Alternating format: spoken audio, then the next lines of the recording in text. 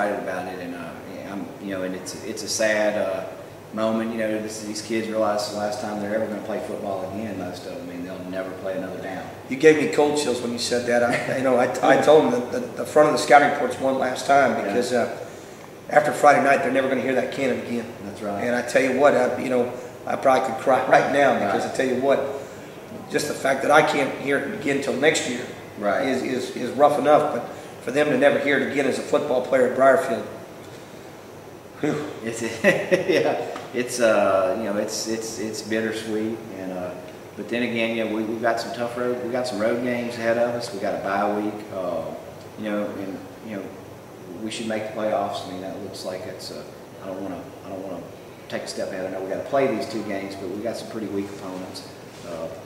No disrespect against our upcoming teams, but they've won 2 games. They've won 2 games, but we've got a lot to look forward to, a lot to be thankful for. Absolutely. We're still right in the thick of this, and we know we can play with the number 2 and 3 teams in this league. So absolutely.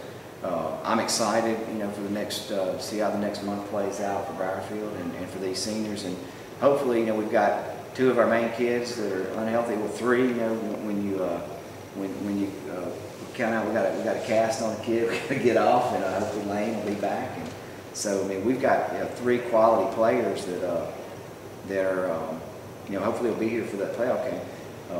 But in the absence of these kids, and you've called it, we've seen some kids really grow up on the field in front of us. Neil Brown, I want to point that out. He got nicked a little bit the other night. He kept playing hard, and he's really come a long way this year. I'm just so proud of him. He made some good stops on defense. He made a couple good hits, and his speed is a real big factor out there. Absolutely. They have to account for him. And nothing against Lane. Lane brings a different set of skills to the table, but when Neil wasn't in that role and Lane was there, they had to play Lane a different way. They really have to honor Neil right now. He's got a chance to score from wherever he's at, and Lane didn't have quite that potential, but it was good to see him grow up and get to play in that game and compete. Yep. And on both sides of the ball. So let's talk a little bit about who is anyone else. And let's talk about some of our other kids. Brad McIntyre, he's been nursing a knee. How's he feeling? Where's he at? I think he's doing much better. He's he's a senior and he knows what this stands for. He's never made it through a season, and I think he knows that. And I think he's kind of heard that bugaboo. Is he going to make it through the year? And I think he's determined to show people that he's going to make it through the year and do what he needs to do. He played a good ball game the other night. Robert Stewart, another one. Heart and soul kind of kid on our team. I think Robert Stewart's one of those guys that's very underrated, and we don't talk about enough. He really is a great leader on our football team. He's very aggressive. Playing defensive end in 8-man football is extremely tough because anything gets outside of you, you're going to get screamed at by the coach. So it's not always easy to make a lot of tackles because you're trying to turn everything inside. But he's just done an outstanding job. It's really hard to reach block him, and he does play very hard and makes a lot of tackles. But offensive line wise, he's as good an offensive lineman as there is out there. I think. Right, I do too. And we've and there again, we've talked a lot about our playmakers out there, but Robert Stewart, Brad McIntyre, Tyler Watley, Tanksley. Those kids have really been our the anchors for this team, and they brought it night in and night out on both sides of the ball. Absolutely, the defensive line, and I'm real proud of them. Any other injuries to report? Any other people we're kind of concerned with? Jonathan Tanksley's got a little bit of a banged up shoulder and a hip, but everybody's going to play. Everybody's ready to go. How are we preparing for this team? Let's talk a little bit about our upcoming opponent.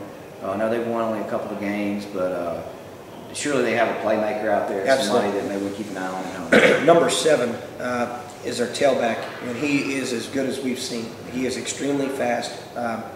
They'll move him around in the slot and throw it to him. They'll put him at tailback and carry the ball, but I think it's Dylan Moore. He's really, really good. Mm-hmm. And we really need to watch him at all times. And he's good at kickoff returns. He's our playmaker. But they've also got a big fullback, number 40, Chris Ursay. They'll run the dive play with him. He's about 6'3", 250, and I don't know if he's quite that heavy, but he is that tall, and he's very physical. But they have the playmakers. There's no seniors on this team. Park Place is a team that is building their program, and they're going to probably be an 11-man team next year. And this is definitely a big step for them to come and play over in the John Hopkins Stadium, I think, and that's going to be a test for them. Right. I look forward to seeing what they've got and seeing what they're going to have for next year. Definitely. I encourage everyone to come out and see these kids this one last time, because this will be our last home game for the folks that aren't going to travel with us. Let's talk one more before we go. I want to talk a little bit about the defensive side of the ball. Coach Powers, I know they're working real hard, but as a coach, to say, man, it's got to drive you crazy. Well, I think it does. You just have to really kind of pick your spots. Teams are going to score in this. It's got to be really difficult for anyone that's defensive. Well, we've come to the conclusion, and I was talking to Coach Coates about this Monday after our game. It comes down to 4 stops. That's what you need to win the game against good opponents here. We're not talking about the bottom of the league. We're talking about when you're playing Tensas and Central. It comes down to 4 stops. Onside kicks, count of stops. Fumbles, count of stops. And you just have to. You've got to make those 4 stops any way you can get it done. And right now we're just in a situation where they're getting 1 or 2 more stops than us. In these facing the good opponents. Absolutely. And Tensas never stopped us, but we fumbled twice and an onside kick. They recovered an onside kick. Well, that was 3 stops. I think we only had 2. We had 2 fumble recoveries, and we never got an onside kick. We did make a punt, I think, later in the game, but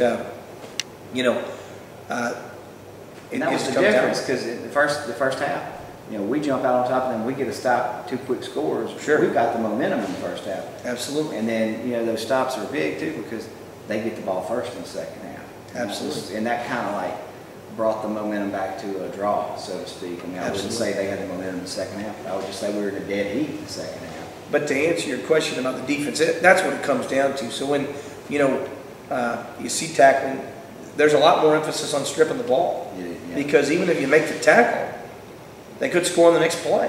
Right. So the second man's always worried about stripping the ball. That's just something we've been focusing on. And then I think the other one is, you can't tell when you're watching from the stands, but everything's tackled in space. So when they get outside the end on a toss play, you either make that tackle or you score. Right. There's a lot of pressure there.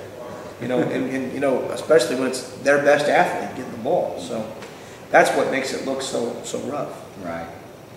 Well, I look forward to this week, and I just once again I just encourage everyone to come out and support us. And we've had a good run this year, and I want to see. Hopefully, the next few weeks we get healthy and be able to do some things that put us on track. Anything else you want to add, Coach? Well, I would like to just ask the people to come out and support these seniors.